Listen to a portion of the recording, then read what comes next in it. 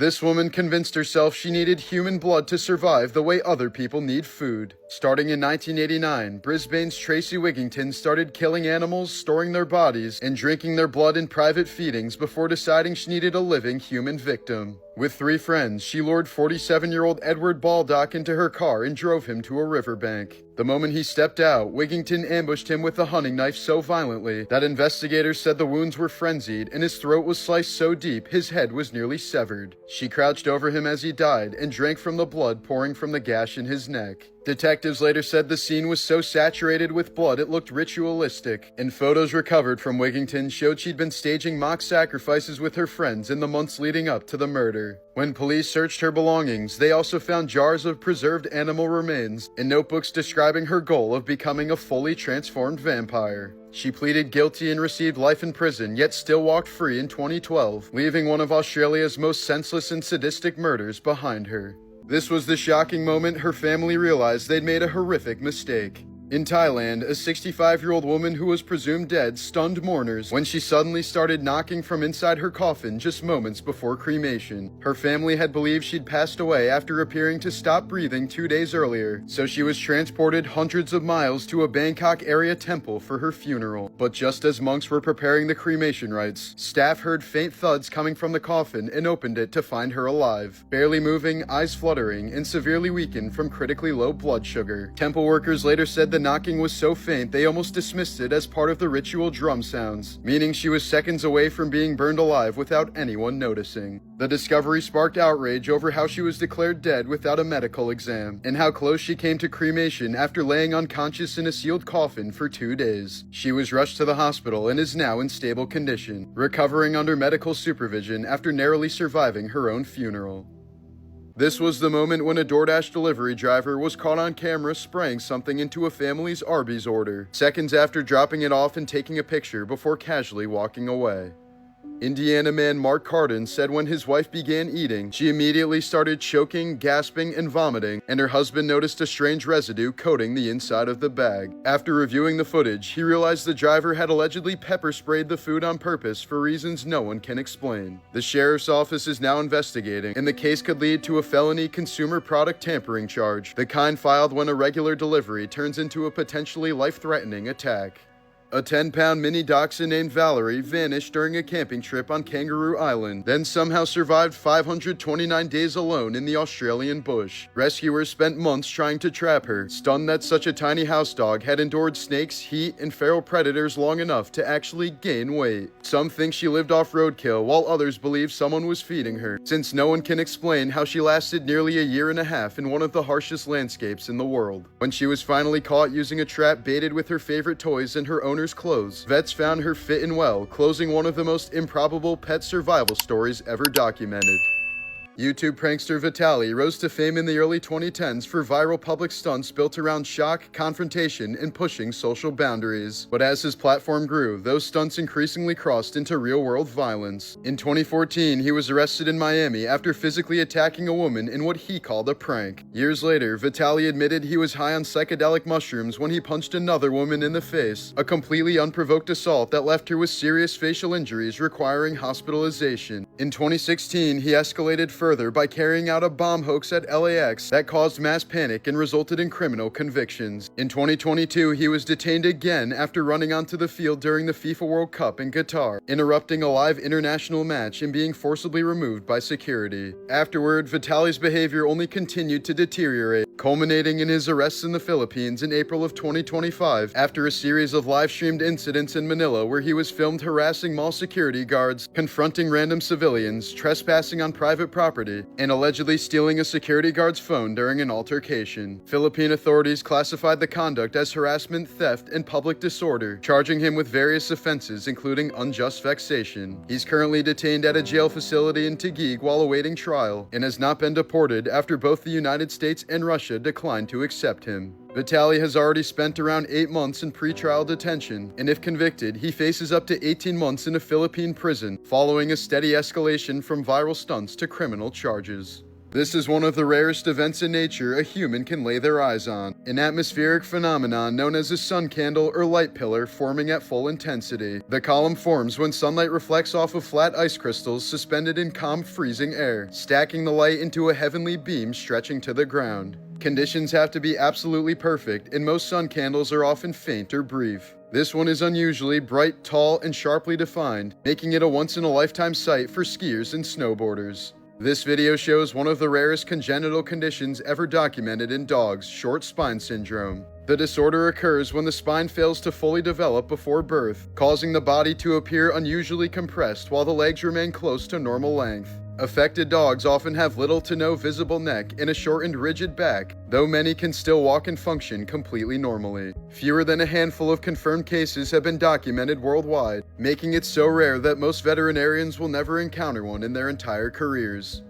These were the wonky teeth that ultimately got Ted Bundy convicted. Before that moment, Bundy had already escaped custody twice in 1977 while awaiting trial in Colorado. During his first escape, he was allowed to act as his own attorney and therefore wasn't put in handcuffs, which gave him enough freedom to slip away from guards and jump from a courthouse window. After being recaptured, he engineered a second escape by deliberately starving himself, losing enough weight to squeeze through a small opening in the ceiling of his jail cell. That second escape took him all the way to Florida, where he apparently still couldn't resist his murderous urges. While hiding out in Tallahassee, Bundy broke into the Chi Omega sorority house and carried out a brutal attack on 4 young women, leaving 2 of them dead. One of the victims, 20-year-old Lisa Levy, was bitten deeply on the left butt cheek during the assault, leaving behind a clear dental impression. Unlike Bundy's earlier crimes, which were built largely on circumstantial evidence, the bite mark was matched to his unusually crooked teeth and served as the key piece of evidence that finally sealed his conviction as a serial killer. Misty Lohman's viral mugshots came in the midst of years of personal and medical collapse. Before these images were taken, she had endured the losses of 3 infants in a short span, 1 miscarriage, 1 stillborn, and 1 that died shortly after birth, and she soon turned to drugs to cope with the unimaginable grief. At the same time, her health was unraveling from lupus, bone cancer, and scleroderma, a disease that thins and tightens the skin and can drastically change a person's appearance. As her condition worsened, she was arrested repeatedly for low-level drug charges, including possession, paraphernalia, and failure to appear in court, producing the series of shocking mugshots that later spread online without context. In the years since, Misty has entered long-term treatment, has been sober for 5 years, and now speaks openly about her medical conditions and the losses that shaped her life, pushing back against the misinformation and cruel insults that followed those photos.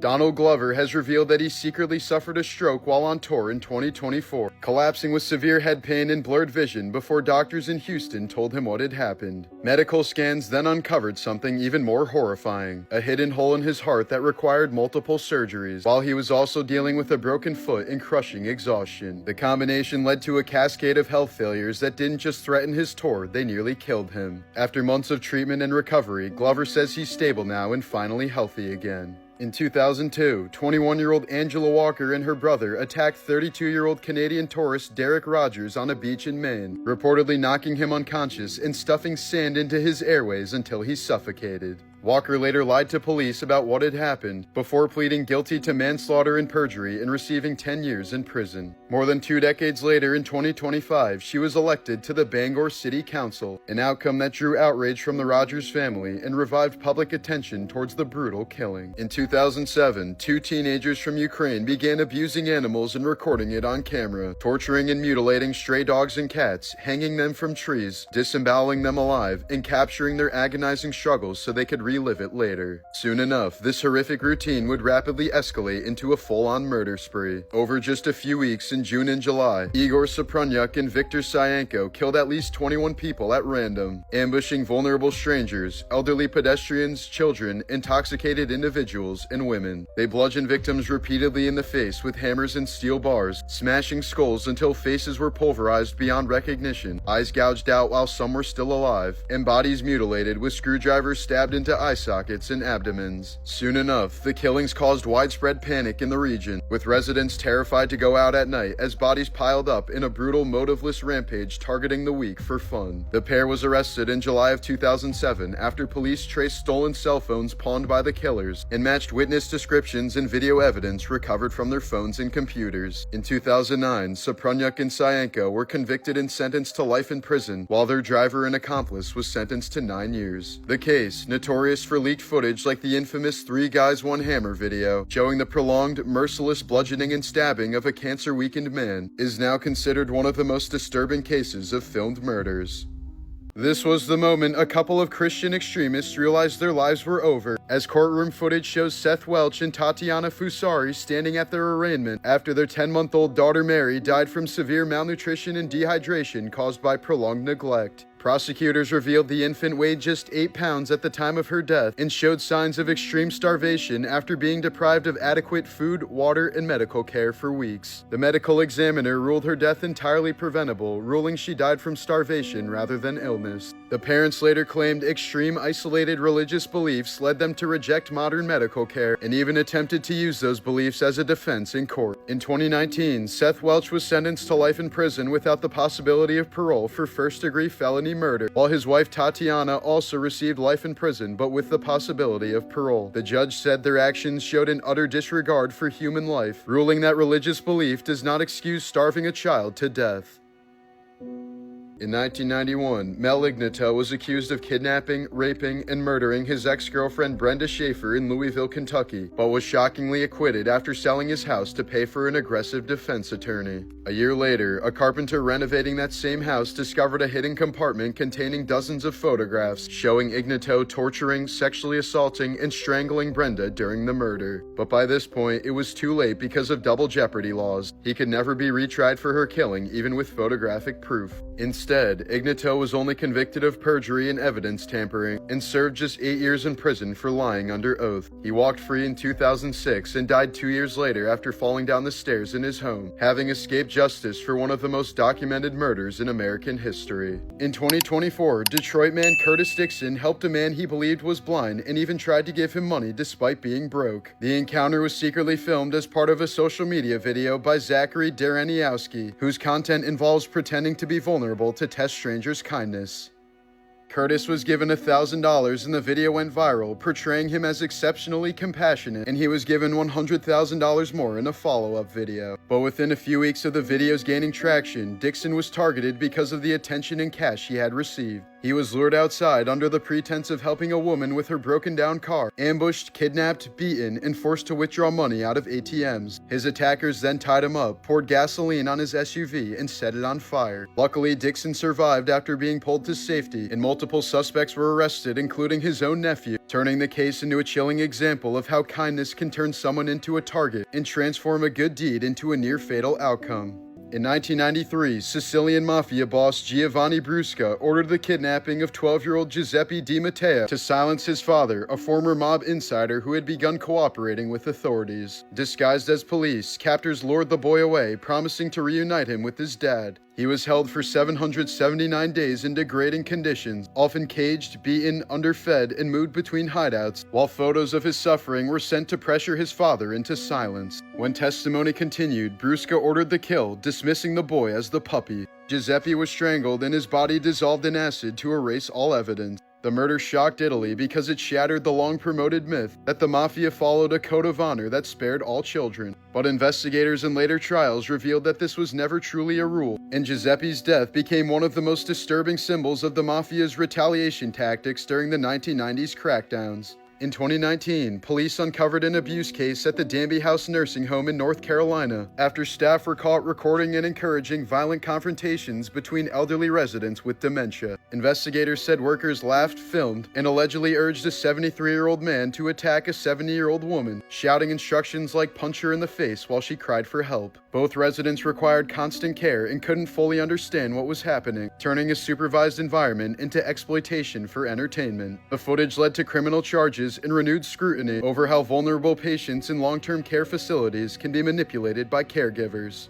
Futoshi Matsunaga was a Japanese serial killer who turned psychological control into a weapon, forcing victims to torture and even murder their own family members through threats, isolation, and extreme brainwashing. Operating in the late 1990s, he targeted vulnerable households, took control of their finances, and used staged punishments to break people mentally until they obeyed him out of fear. Investigators later revealed that several killings were carried out by victims themselves after prolonged coercion, creating a chain of violence where family members as young as 5 years old were forced to turn on each other. Several bodies were dismembered and destroyed to erase evidence, leaving little physical trace until a survivor escaped and alerted police. Matsunaga ended up being sentenced to death in 2005, and the case remains one of Japan's most extreme examples of serial manipulation. Just last week, a college party clip blew up online after looks-maxing streamer Clavicular got brutally frame-mogged by an ASU frat lord standing beside him with zero effort, the camera angle draining his aura in real time. The posture diff locked him into a ruthless side-by-side that spread across feeds like wildfire. The moment triggered instant cortisol spikes and total aura collapse, while the frat leader named Varys leaned into the attention, jester maxing across campus and dropping the nonchalant gimmick that made the clip go viral. Themes across the internet quickly flooded the timeline, going full goon max over every micro-expression like it was a historical artifact, reposting the same frozen frame until it became the only canon version people recognized. Edits kept looping, glaze levels stayed high, and the posture diff turned into permanent lore. What should have been a forgettable party interaction became a snapshot the algorithm refused to let die, slowly reshaping Clavicular's image into a meme defined by one cursed angle. New fear unlocked.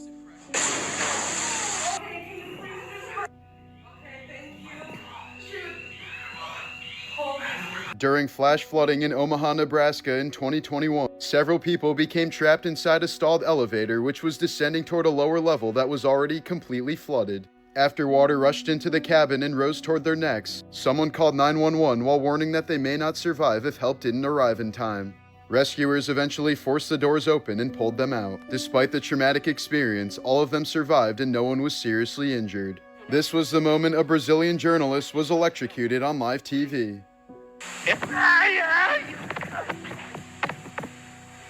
In 1996, Lazier Martins was reporting from the Festa de Uva, a major grape festival in southern Brazil, when he touched a cluster of grapes mounted on a metal display that had become electrified. The decorative setup had been wired with small light bulbs, and investigators later said the lighting system was improperly grounded, allowing electrical current to pass into the metal structure supporting the grapes. When Martins made contact, he completed the circuit and received a 220-volt shock, knocking him to the ground and briefly rendering him unconscious as cameras continued rolling. The incident was treated as an accident tied to faulty wiring, not intentional tampering. Martins survived without lasting injuries and eventually led a successful career in politics. In Osaka, Japan, 23-year-old cosplayer Saki Sato was arrested after police say she cut off part of her 21-year-old boyfriend's ring finger with a hatchet and stored it inside the refrigerator. Authorities allege she had previously cut off his left nipple with scissors and exerted extreme control over his finances and phone. The victim himself eventually contacted police, leading officers to discover the preserved finger. Sato denied intentionally mutilating him, claiming he hurt himself, but prosecutors charged her with multiple counts of assault. If convicted, she faces significant prison time under Japan's criminal injury statutes. In August of 2010, dismissed Filipino officer Rolando Mendoza hijacked a tour bus carrying Hong Kong visitors in Manila, demanding his job be reinstated after corruption charges. The standoff dragged on for nearly 11 hours and was broadcast live, with negotiations collapsing after Mendoza's brother, who was trying to mediate, was arrested by authorities. As tensions escalated, Mendoza opened fire on the hostages, while police launched a chaotic rescue attempt that drew heavy criticism for poor coordination. The crisis ended when a police sniper finally killed Mendoza, but 8 tourists were dead and several others injured, sparking diplomatic fallout between Hong Kong and the Philippines. In November of 2021, 66-year-old Spanish teacher Noema Graber was ambushed during her daily walk in a park in Fairfield, Iowa by 2 of her 16-year-old students. Prosecutors said the teens had studied her routine, waited for her at the park, and brutally attacked her with a baseball bat before hiding her body beneath a pile of railroad ties. One of the suspects later shared details of the killing over Snapchat, messages that ultimately helped investigators build the case. Both teenagers were charged as adults with first-degree murder and later accepted plea deals that resulted in life sentences with the possibility of parole after 25 years. Perhaps most disturbingly, investigators said the motive was shockingly trivial. One of the students was angry over a bad grade in her Spanish class. This clip from a 1995 talk show would later become key evidence in a murder case. Let's have John come out here and see who has the crush on him. Here's John.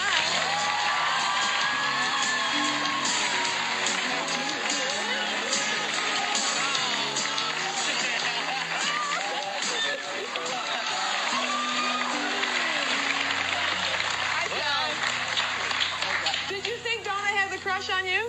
Did I? No, we're good friends. Well, guess what? It's Scott that has the crush on you. You lied to me. 1995, 32-year-old Scott Amador appeared on The Jenny Jones Show to reveal a secret crush on his longtime friend Jonathan Schmitz. Before the taping, producers had reportedly told Schmitz that a woman had a crush on him, not that the admirer would actually be his male friend. When the truth was revealed on stage, Schmitz appeared to take the surprise in stride and even laughed it off in front of the studio audience. But after the episode was recorded, he apparently became deeply embarrassed by the public revelation. Just 3 days later in Michigan, Schmitz bought a shotgun, drove to Amador's home, and shot him twice in the chest, killing him instantly. He then called 911 and confessed to the shooting. Schmitz was later convicted of second-degree murder and sentenced to 25 to 50 years in prison, eventually being released on parole in 2017. The killing, which became known as the Jenny Jones murder, sparked a nationwide debate about the ethics of 1990s ambush-style talk shows and the use of the so-called gay panic defense in court. This is what it looks like when a shepherd is displaced by war. The footage shows hundreds of goats and sheep moving through the streets of Beirut behind a man who had fled Israeli strikes in Lebanon near Naqoura.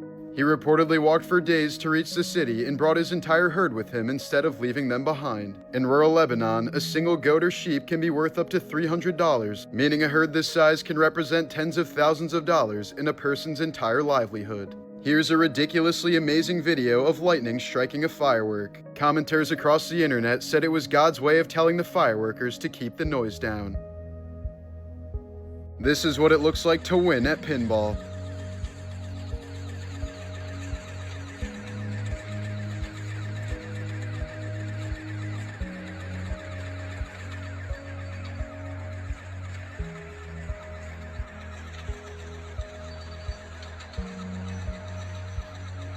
Here's a clip of a Picasso bug, Africa's living masterpiece. Native to sub-Saharan Africa, this tiny insect is only about a centimeter long, but its shell is covered in striking geometric patterns of red, blue, yellow, and black. Those vivid colors do serve a purpose, warning predators that it tastes terrible. In November of 2018 in Lakeside, California, 56-year-old Loretta Picard, who had recently undergone hip surgery and relied on a walker, became trapped inside her burning home. She remained on the phone with the 911 dispatcher for roughly 20 minutes, repeatedly asking if help had arrived and if they realized someone was still inside as the fire intensified around her. Investigations later revealed that at least one firefighter, James Williams, had taken photos and videos of the scene on Snapchat while aware that someone was still inside. He later resigned, but no criminal charges were filed. Picard, who was reportedly just feet from her front door, died inside the home. Her final words on the call were, "I'm on fire," before the line went silent. This was the moment a woman was attacked by her pet cat who'd been friendly for years, showing how animals that seem completely safe can suddenly turn without warning. In many cases like this, the aggression isn't random at all. Cats are extremely good at hiding pain, and when something is wrong internally, it can build up until they react suddenly and violently. Undiagnosed injuries, infections, dental disease, or even arthritis can cause them to abruptly lash out at the person closest to them. There's also something called redirected aggression, where a cat becomes triggered by something like another animal or loud noise, but ends up attacking their owner instead. Veterinarians say that sudden, uncharacteristic aggression in cats is often one of the clearest signs that something is medically wrong. In many cases, these attacks end with the owner needing stitches or hospital treatment. In 1991 on Kawagarbo, a sacred mountain in Tibetan Buddhism, a Japanese-Chinese expedition attempted to summit the peak which had never been climbed, but an avalanche suddenly struck their camp, killing all 17 members. After the disaster, climbing was banned, and Kawagarbo remains one of the highest unclimbed mountains in the world. Bernie Madoff, the architect behind one of the largest financial frauds in history, died in 2021 while serving a 150-year sentence at the Federal Medical Center in North Carolina. Despite traditional Jewish burial customs, he was cremated and his family refused to claim his remains. His ashes were instead sent to a law office in New York, where they reportedly remain unclaimed, sitting in storage years after his death. This was the moment a stray cat hung on for dear life from the upper deck of Hard Rock Stadium in Miami, barely holding on as thousands of people watched. It happened during a college football game when the cat slipped from the edge and ended up dangling several stories above the crowd, but fans below luckily reacted fast, stretching out an American flag just seconds before it fell. The cat dropped straight into it, bounced once, and miraculously walked away unscathed. This was the moment a woman came face to face with a silverback gorilla. Despite their size and strength, gorillas are generally calm and non-aggressive animals. In the wild, attacks are extremely rare and only happen if they feel threatened, cornered, or if someone challenges them. One of the biggest triggers is direct eye contact, which gorillas can interpret as a sign of aggression or dominance. That's why guides often tell people to stay still, avoid sudden movements, and never lock eyes with a silverback. Instead, looking slightly away and remaining calm signals that you're not a threat. The gorilla will typically observe, then move on.